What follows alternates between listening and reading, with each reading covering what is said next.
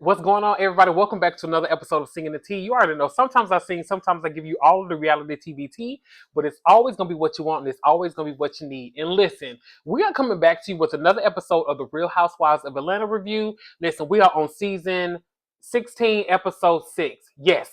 Do I look dewy? Do I look greasy? I don't know how I'm feeling today. Child, let me just jump on the camera here and give people something so we can talk about this episode. Episode 6, it is Peace Interrupted. This episode, the way it ended, it was child. I mean, it ended on a good note, but that little exchange was something. But we're going to dive right on into it. Now, before we jump into the episode, don't forget to comment, like, subscribe, share with a family member, share with a friend, share with the person next to you in the cubicle. Listen, when y'all at work, go ahead and put me on, baby. Listen to the full thing. Listen to the full video. Because if you're only getting the beginning, you're not getting the full thing, honey. You got to get all of it so you can know what I'm talking about. And let's talk about Real Housewives of Atlanta. So the episode opens up with the ladies talking about the incident that happened at Kenya's spa. Now, we already know, we talked about it in length, last episode. One of the biggest takeaways that I will say, I understand that production did what they did. They made the decision to no longer film with Kenya. However, I do think that they should have gave her like an exit episode or like let her have a confessional to kind of talk about things. And that could have been offered and I don't know, but I think that it just would have given us a little bit more to know how she's feeling about it after, because we've seen interviews and stuff, but it would have been nice to see how she felt fresh right after coming off the heels of that incident with her.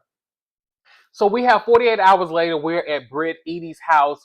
She is really hurt, which is understandable. She's saying that she hasn't slept in 24 hours.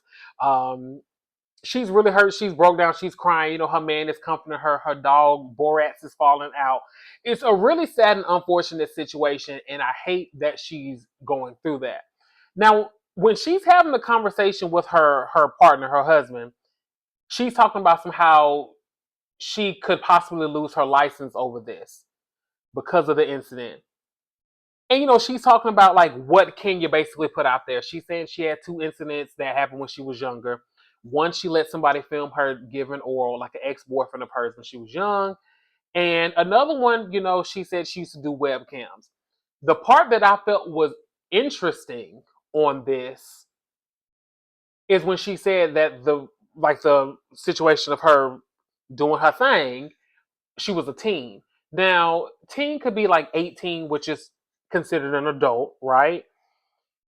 But when she said that, I was like, ooh, like that's not. And then, for those like in real time, Porsha and Kenya had like a little exchange online about the situation. It's really unfortunate that Kenya did that, especially if it was a situation. It doesn't matter. It doesn't matter. It's wrong. It's just really sad. It's really messed up. Let's move on. Let's move on from it. Let's go ahead and move on. So we see, you know what I'm saying? We're gonna move on. We're gonna keep talking about it. Basically, this episode is gonna be dedicated to the aftermath of what went on from Kenya and her spa, baby. Baby, a twirlnado, baby, a twirlnado. Kenya shook the city up when she dropped that tea. That was crazy. So we see Kelly pulling up to Britt's house to cheer her up. One thing I'm gonna give Miss Kelly, the girl can dress.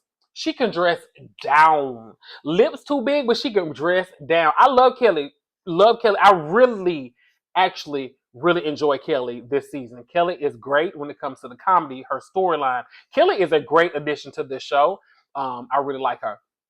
But she's a good friend to show up for Britt like that and to comfort her and to give, the IV specialist, just to make sure she's feeling her best, looking her best, even though, she's going through some, a hard time. So Kelly is talking about her experience with Kenya and how she essentially had a good experience and she didn't experience a lot of things that Britt has experienced with Kenya, which she hasn't. It's like Kenya was real welcoming and warm to Britt. Excuse me, not to Britt, to Kelly, but she was not with Britt. I think some of it was fun shade, but Kenya gonna be Kenya. Kenya gonna pick that one and she gonna keep poking, and she finally poked the wrong one this go around. I think that Kenya definitely wanted Britt to be there at the salon. She wanted her to be there. Britt bought her flowers. She said they cost her a couple of $100s to buy those flowers. She was there to really support her, and Kenya just wanted her there to embarrass her and to just let the girl know what you're not going to do is come for me. Now, Britt, you were wrong for doing what you did when you brought up the whole pistol situation. Kenya, you were wrong as well. Both of y'all were wrong. I wish that y'all could have had a conversation, but I'm gonna say this: I don't know if I'm willing to have a conversation with somebody if they do that to me. So that's just where I'm at with that. So I can understand her not wanting to talk to her. I can. So we pull up to Shamia's house and we see her getting ready for having like a little brunch with the ladies at her house. We're seeing all the ladies pull up. Everybody looks good. Now Angela shows up with this fan. Baby, and they said, Angela, keep a fan, baby. Angela be hot. She be roasting. She said that she is in premenopausal or whatever. Angela, I'm gonna go ahead and say this. I said it on TikTok. I'm gonna go ahead and say it here. Angela, it's the nose. It's the 90s nose that makes us feel like you older than what you are. I'm not even gonna look up how old you age, because how old you are, how old you is. Child, I'm being ghetto. I don't want to look up your age because that ain't none of my business. I grew up in the South, baby. We don't look up a woman's age. We just respect you. And you look like you are very seasoned. You look like you could have went to school with my mother. No, we did not go to school together because she's older than me. That's what you are giving. You give that you did not go to school with me. You were older than my oldest brother. So, no. And not just a few years, there is an age gap there. So you definitely look like you are a little bit older. And that's okay. You look good, girl. You look good. But I think that the nose is aging you. I think when you went in there, you asked for that nose. And I'm not body shaming nobody. People, do what you want to do with your body. Do what you want with your body. But I think when you went in there, you gave a picture of Janet Jackson and you ended up leaving with LaToya Jackson. I think they got the Jacksons messed up. I think you showed them Janet, and when they was in the operating room, they Googled LaToya and they messed up on you. So I apologize, but I've seen you on interviews and stuff. You looking good, girl. You looking better. But one thing I'm gonna give you, that body is tea. Your body is amazing. You look great. You honestly, you really do look good. No, I'm joking. You look great. You really do look good, girl. You look good. So, they are breaking down the events of what happened. Like I said, everybody want to break it down. Everybody want to talk about it. So they having a conversation about it.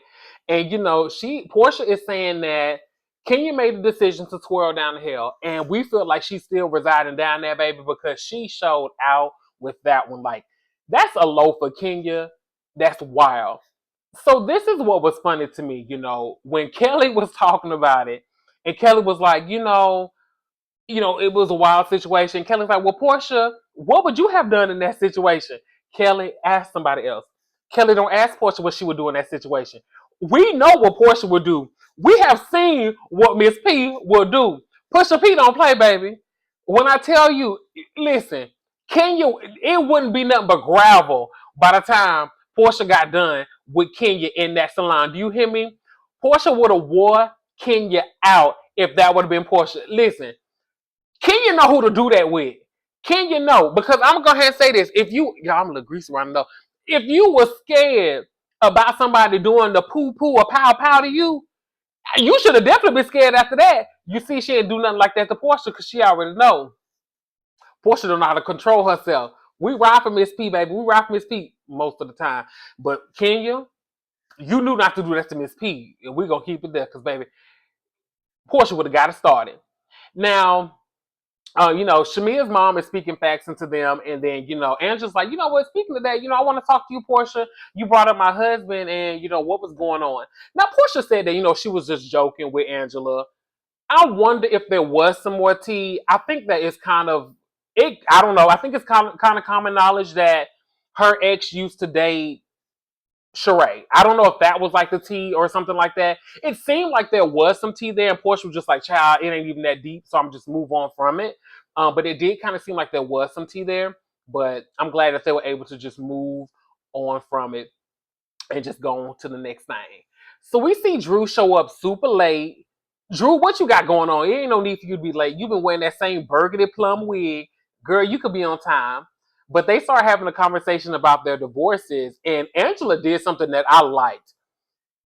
some of the things that the new girls are doing that are like is they're moving the scene and they are making the other girls talk about some of their stuff. Like they holding these girls accountable. And Angela is one that's really, really, really doing that. Angela and Kelly.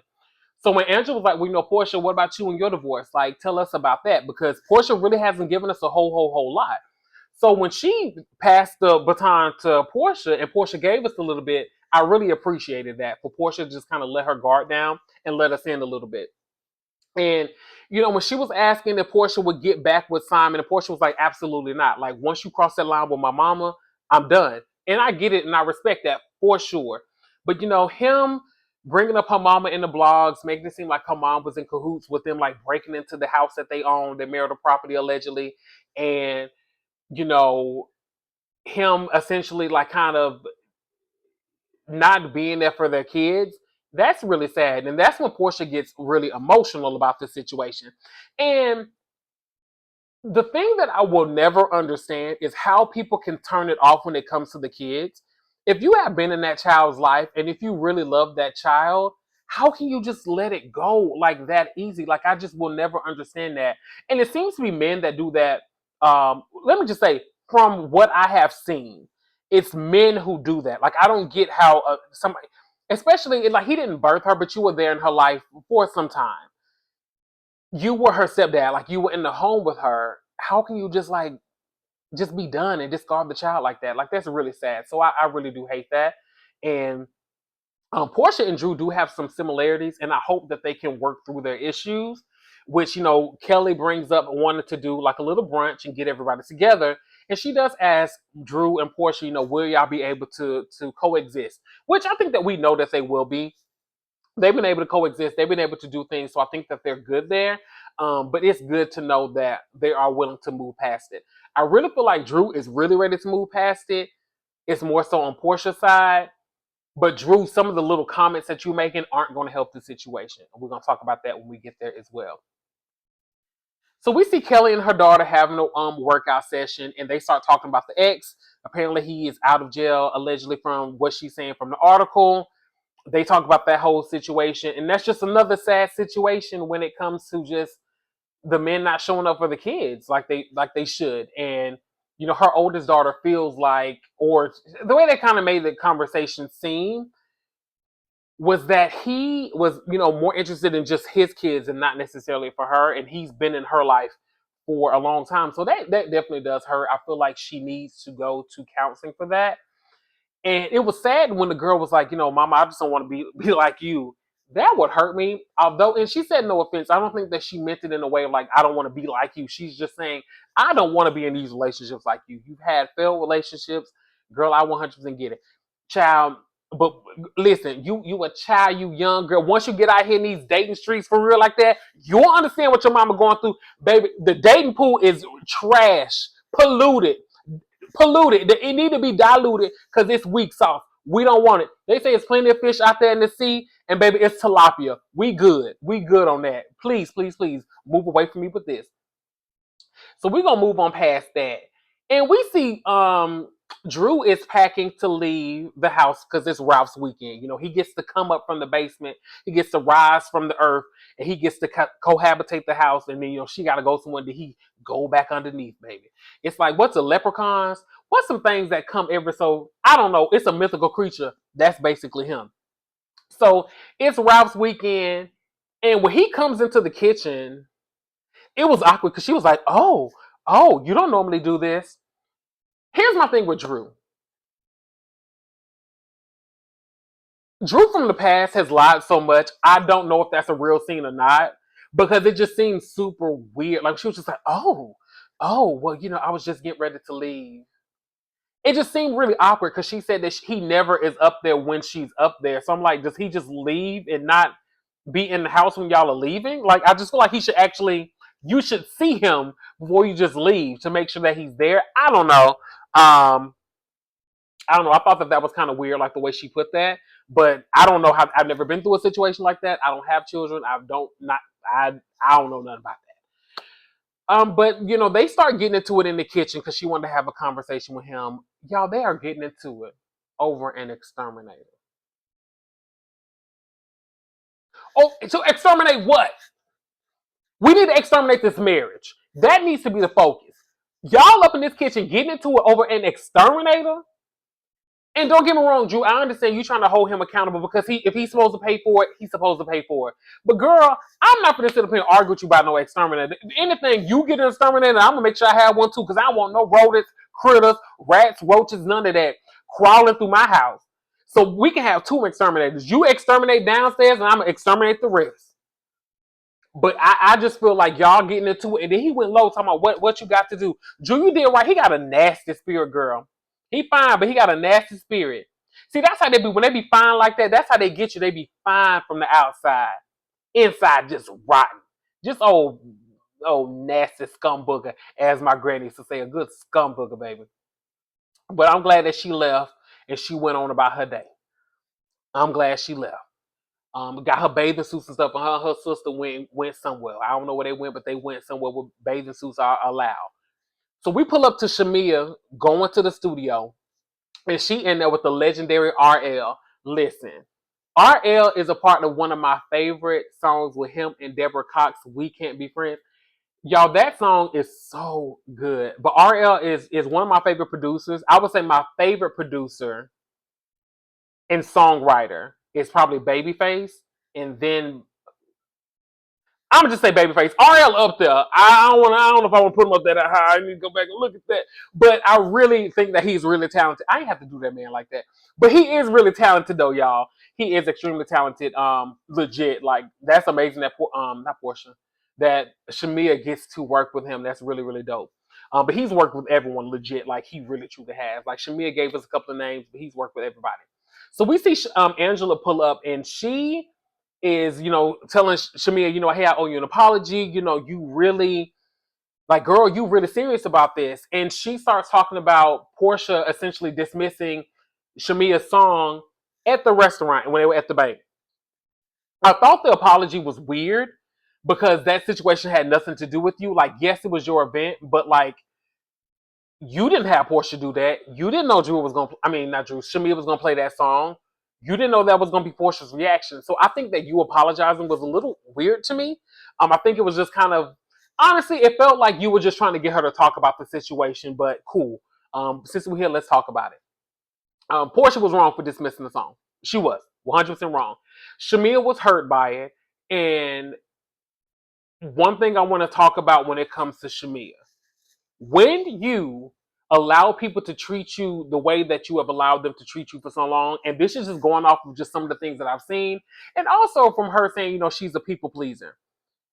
Once you have allowed someone to treat you a certain way for so long, when you go to make that adjustment, it's no longer on them, it's on you, because you've allowed it. You've allowed it for so long. So now when you are trying to demand those changes, which you're well within your right to, you have to allow for that person to have that adjustment, because they're so used to operating and treating you a certain way, and you've been cool with it, that now the dynamic is going to shift a little bit. And it's okay. It comes with the growth. It comes with friendships. Things change as it should. But I think that you are going to have to allow some room for there to be like a little bit of a shaky situation there. Now I'm going to say this. I don't think that you're wrong. I think that you show up for Porsha. I think that we have seen you show up for Porsha more times than you should have. I think that we have seen Porsha, honestly, Porsha not be a good friend to you on TV seasons past. I think we've seen that. So I think that y'all really need to have a come to Jesus meeting and really iron out and figure out what it is that y'all need to talk about. So, Shamia works past that. Drew pulls up and, they're having more of the conversation. I missed something. Oh, Shamia singing in the commercial confessional. She did a good job. Now, when they started talking about it, Drew was there as well when they was having this conversation, saying, the songs and the music, that's your baby. Like when you are putting all your all into something, it is your baby, it's your craft, it's something that you're passionate about. And Drew was saying that she understands that, like working with Dennis. And when she made the comment about like, girl, with these royalties and stuff, it's gonna be able to put PJ through college. Drew, it was unnecessary. I felt like you were trying to get your like 1-2 in, And it was unnecessary to make that comment. And I love that Shamia was like, well, hold on. PJ's college has been paid for. And she's like, oh, well, I can buy some snacks. It just was unnecessary, Drew. I want to know how Porsha gonna feel about that when we get to the reunion, because I feel like that was a little unnecessary, Drew. But hey, all right, I feel like it was a little too far. So we pull up to Britt's house and her mom is there. They're having a conversation, and she gets emotional talking about the whole situation. Now, something that her mom said in this moment, and I never thought about it this way, but when Britt was crying, and she was just like, Kenya's supposed to be or was Miss USA, and she's supposed to motivate women. I've never thought about it that way. And for Kenya to be Miss USA or a former Miss USA, I feel like once you have that title, you will always be a part of you. I just don't think that is the vision. And once again, she's grown. She's been doing stuff, doing her thing. I just think that doing something like that could possibly jeopardize your legacy, your history, all the good work that you've done. And once again, for you to do that at your salon, girl, it just was unnecessary. But we already know, whatever. So we see Shamia and Porsha meet up for just a little friend check-in, right? Just a friend check-in. And it was a cute moment. It was a good situation. I can see why they are friends, because they do have a good friendship. I think that they have a great friendship. Now, what was funny is when they said that they be referring to Angela as Netta. I'm weak because of how she be about her Charles. Baby, when I tell y'all that was good, Charles, your lunch is ready. Baby, when y'all, I can't unsee it now. First of all, y'all said the lady got 90 nose. Then y'all said the lady look like LaToya Jackson. Now y'all saying she act like Charles. Y'all gonna get off of Miss Angela. That is a good Christian woman. Y'all gonna get up off of her. Leave that lady alone. That was funny though.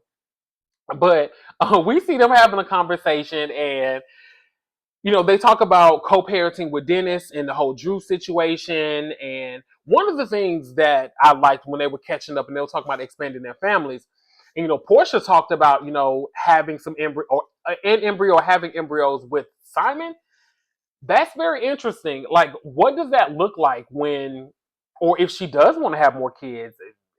Does he have to pay child support? That's just a very interesting situation. I wonder what that dynamic will look like if they do decide to have children, or she does decide to have children. And like, let's say that's her only embryo that she has. Like, that's tough.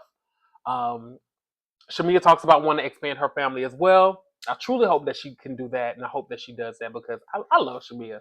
That's my girl. I really, really like Shamia.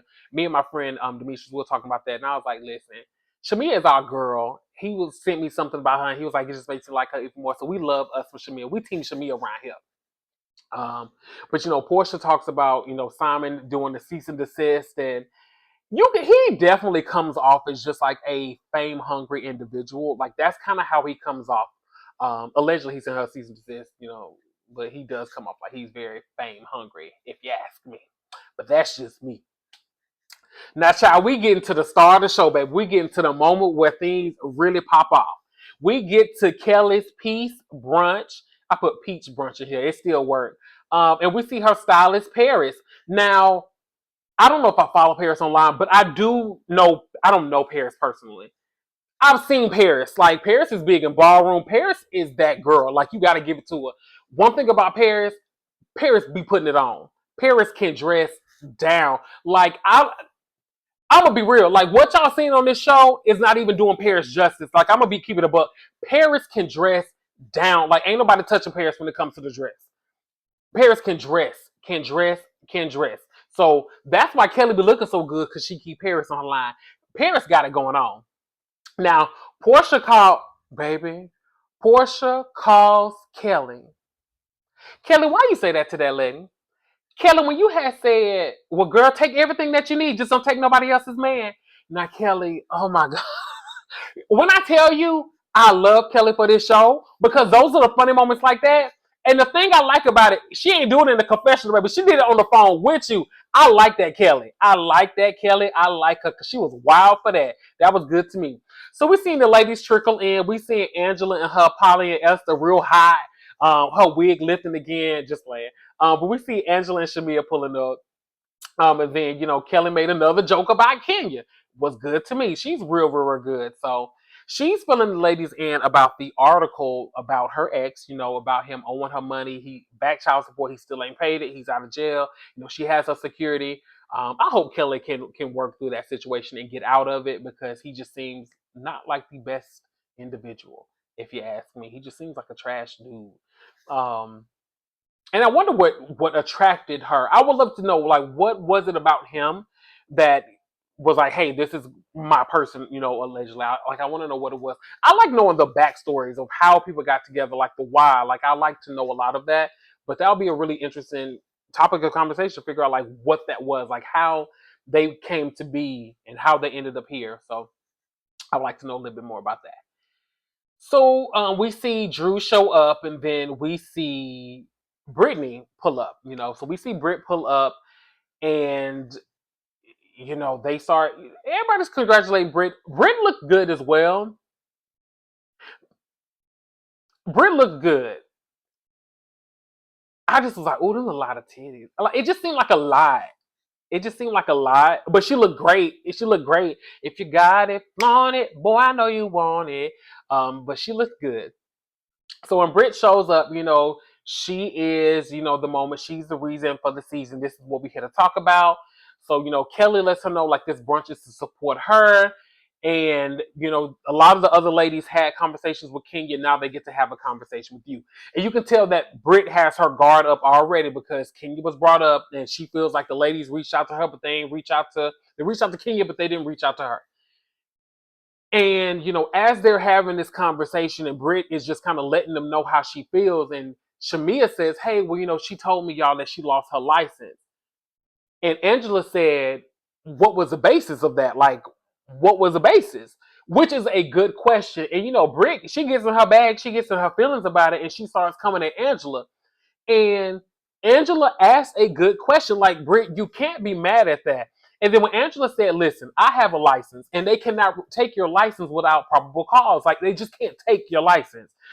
And all of these things are rumors. So, like, why would they take your license?